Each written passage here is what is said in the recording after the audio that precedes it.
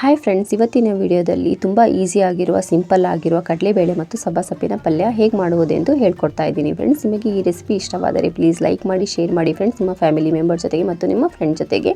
ಇನ್ನು ನೀವು ನನ್ನ ಚಾನಲನ್ನು ಸಬ್ಸ್ಕ್ರೈಬ್ ಮಾಡಿದರೆ ಪ್ಲೀಸ್ ಸಬ್ಸ್ಕ್ರೈಬ್ ಮಾಡ್ಕೊಳ್ಳಿ, ಪಕ್ಕದಲ್ಲಿರೋ ಬೆಲ್ ಬಟನನ್ನು ಕ್ಲಿಕ್ ಮಾಡಿ. ವೆಲ್ಕಮ್ ಟು ಪ್ರೀತಿಯಿಂದ ಅಡುಗೆ ಮನೆ.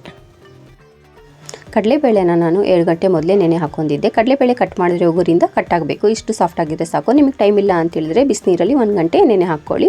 ಇಲ್ಲ ಸಬ್ಬಸಪ್ಪನ್ನ ಕ್ಲೀನಾಗಿ ಸೋಸ್ಕೊಂಡ್ಬಿಟ್ಟು ವಾಶ್ ಮಾಡ್ಕೊಂಡ್ಬಿಟ್ಟು ಇಟ್ಕೊತಿದ್ದೀನಿ ಫ್ರೆಂಡ್ಸ್. ಇದನ್ನು ನಾವು ಕಟ್ ಮಾಡ್ಕೊಳ್ಬೇಕಾಗುತ್ತೆ. ಈ ರೀತಿ ಸಣ್ಣದಾಗಿ ಕಟ್ ಮಾಡ್ಕೊಳ್ಳಿ. ಸಣ್ಣದಾಗಿ ಕಟ್ ಮಾಡ್ಕೊಂಡಾದ್ಮೇಲೆ ಇದನ್ನು ನಾವು ಸೈಡಲ್ಲಿ ಇಟ್ಬಿಡೋಣ. ನೆಕ್ಸ್ಟ್ ಇಲ್ಲಿ ನಾವು ಒಂದು ಮಿಕ್ಸಿ ಜಾರ್ ಒಳಗೆ ಬೆಳ್ಳುಳ್ಳಿ ತೊಗೊಂಡಿದ್ದೀನಿ ಫ್ರೆಂಡ್ಸ್, ಸಿಪ್ಪೆ ಸುಲ್ಬಿಟ್ಟು ಒಂದು ಬೆಳ್ಳುಳ್ಳಿ ತೊಗೊಂಡಿದ್ದೀನಿ, ಒಂದು ಅರ್ಧ ಇಂಚಷ್ಟು ಶುಂಠಿ ತೊಗೊಂಡಿದ್ದೀನಿ ಸಿಪ್ಪೆ ಸುಲ್ಬಿಟ್ಟು, 3 ಇಂದ 2 ಹಸಿಮೆಣಸಿನಕಾಯಿ ತೊಗೊಂಡಿದ್ದೀನಿ ಫ್ರೆಂಡ್ಸ್. ಒಂದು ಮೀಡಿಯಮ್ ಸೈಜಿನ ಈರುಳ್ಳಿನ ರಫಾಗಿ ಕಟ್ ಮಾಡಿಬಿಟ್ಟು ಹಾಕ್ಕೊಳ್ತಾ ಇದ್ದೀನಿ ಮಿಕ್ಸಿ ಒಳಗೆ. ಇದನ್ನು ನಾವು ತರ್ತರಿಯಾಗಿ ರುಬ್ಕೊಳ್ಬೇಕಾಗುತ್ತೆ. ಈ ರೀತಿ ನಾವು ತರ್ತರಿಯಾಗಿ ರುಬ್ಕೊಳ್ಬೇಕಾಗುತ್ತೆ. ಇದನ್ನಾಗಿ ಸೈಡಲ್ಲಿ ಇಟ್ಬಿಡಿ. ನೆಕ್ಸ್ಟ್ ಈಗ ಒಂದು ಬಾಣಲೆಯಲ್ಲಿ ನಾವು 2 ಇಂದ 3 ಟೇಬಲ್ ಸ್ಪೂನ್ ಅಷ್ಟು ಎಣ್ಣೆ ಹಾಕ್ಕೊಳ್ಬೇಕಾಗುತ್ತೆ. ಎಣ್ಣೆ ಚೆನ್ನಾಗಿ ಬಿಸಿ ಆದಮೇಲೆ ಇದಕ್ಕೆ ನಾವು ಅರ್ಧ ಸ್ಪೂನಷ್ಟು ಜೀರಿಗೆ ಹಾಕ್ಕೊಳ್ತಾ ಇದ್ದೀನಿ.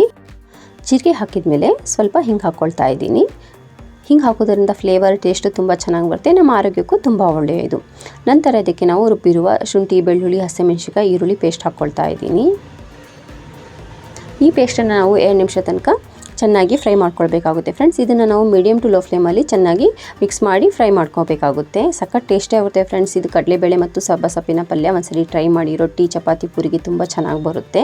ಚೆನ್ನಾಗಿ 2 ನಿಮಿಷ ಫ್ರೈ ಮಾಡ್ಕೊಂಡಾದ್ಮೇಲೆ ಇದಕ್ಕೆ ನಾವು ಸ್ವಲ್ಪ ಡ್ರೈ ಮಸಾಲೆಗಳು ಹಾಕ್ಕೊಳ್ಬೇಕಾಗುತ್ತೆ ಫ್ರೆಂಡ್ಸ್. ಇಲ್ಲಿ ನಾನು ಅರ್ಧ ಸ್ಪೂನಷ್ಟು ಅರಿಶಿನ ಪುಡಿ ಹಾಕ್ಕೊಳ್ತಾ ಇದ್ದೀನಿ, 1 ಸ್ಪೂನಷ್ಟು ಧನಿಯಾ ಪೌಡರ್ ಹಾಕ್ಕೊತಾ ಇದ್ದೀನಿ, ಒಂದು ಅರ್ಧ ಸ್ಪೂನಷ್ಟು ಜೀರಿಗೆ ಪೌಡರ್ ಹಾಕ್ಕೊತಾ ಇದ್ದೀನಿ, 1 ಸ್ಪೂನಷ್ಟು ಗರಂ ಮಸಾಲ ಹಾಕ್ಕೊತಾ ಇದ್ದೀನಿ ಫ್ರೆಂಡ್ಸ್. ಇಷ್ಟೇ. ಇದಕ್ಕೆ ನಾನು ಖಾರಕ್ಕಂತ ಖಾರದ ಪುಡಿ ಹಾಕ್ಕೊಂಡಿಲ್ಲ, ಹಸಿಮೆಣಸಿನಕಾಯಿ ಖಾರನೇ ಸಾಕು ನನಗೆ. ನಿಮಗೆ ಬೇಕಂತ ಹೇಳಿದರೆ ಹಸಿಮೆಣಸಿನಕಾಯಿ ಸ್ವಲ್ಪ ಜಾಸ್ತಿ ಮಾಡ್ಕೊಳ್ಳಿ ಖಾರಕ್ಕೆ.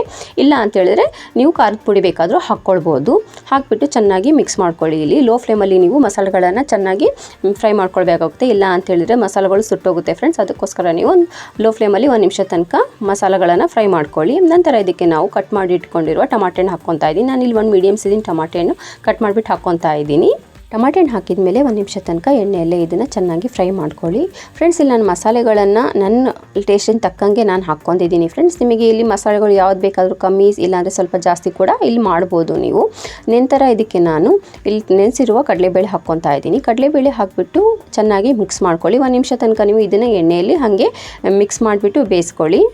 ನಾನಿಲ್ಲಿ ಗ್ಯಾಸ್ನ ಫ್ಲೇಮ್ ಮೀಡಿಯಮ್ ಇಟ್ಕೊಂಡಿದ್ದೀನಿ ಫ್ರೆಂಡ್ಸ್. ಮೀಡಿಯಮ್ ಟು ಲೋ ಫ್ಲೇಮಲ್ಲಿ ನಾವು ಯಾವುದೇ ರೀತಿಯ ಪಲ್ಯ ಮಾಡಿದರೆ ತುಂಬ ಟೇಸ್ಟಿಯಾಗಿರುತ್ತೆ ಫ್ರೆಂಡ್ಸ್. ಅದು ನಿಧಾನವಾಗಿ ಕುಕ್ ಆಗುತ್ತೆ ಮತ್ತು ಮಸಾಲೆಗಳೆಲ್ಲ ಚೆನ್ನಾಗಿ ಹೊಂದ್ಕೊಳ್ಳುತ್ತೆ ಫ್ರೆಂಡ್ಸ್. ಅದಕ್ಕೋಸ್ಕರ ಮೀಡಿಯಮ್ ಟು ಲೋ ಫ್ಲೇಮಲ್ಲಿ ನಾವು ಯಾವುದೇ ಪಲ್ಯ ಪ್ರಿಪೇರ್ ಮಾಡಿದರೆ ಟೇಸ್ಟ್ ತುಂಬ ಚೆನ್ನಾಗಿ ಬರುತ್ತೆ. ಚೆನ್ನಾಗಿ ಮಿಕ್ಸ್ ಮಾಡ್ಕೊಂಡಾದ್ಮೇಲೆ ಇದಕ್ಕೆ ನಾನು ಅರ್ಧ ಬಟ್ಲಷ್ಟು ನೀರು ಹಾಕ್ಕೊತಾ ಇದ್ದೀನಿ.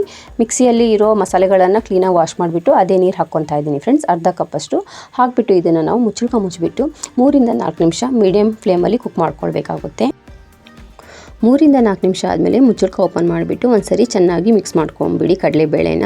ಇಲ್ಲಿ ನೀವು ಪಲ್ಯ ಸೆಮಿ ಡ್ರೈ ಬೇಕಂತ ಹೇಳಿದರೆ ಹೀಗೆ ಬಿಟ್ಬಿಡಿ ಫ್ರೆಂಡ್ಸ್. ಇನ್ನೂ ಡ್ರೈ ಬೇಕಂತ ಹೇಳಿದ್ರೆ ಇನ್ನೊಂದು 2 ನಿಮಿಷ ನೀವು ಕುಕ್ ಮಾಡ್ಕೊಳ್ಳಿ ಕಡಲೆಬೇಳೆನ.